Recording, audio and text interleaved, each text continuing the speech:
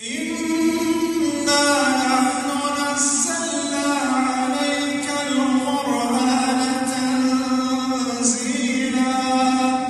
فَاصْبِرْ لِحُكْمِ رَبِّكَ وَلَا تُطِعْ مِنْهُمْ آثِمًا أَوْ كَفُورًا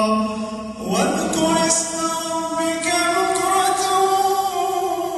وَأَصِيلًا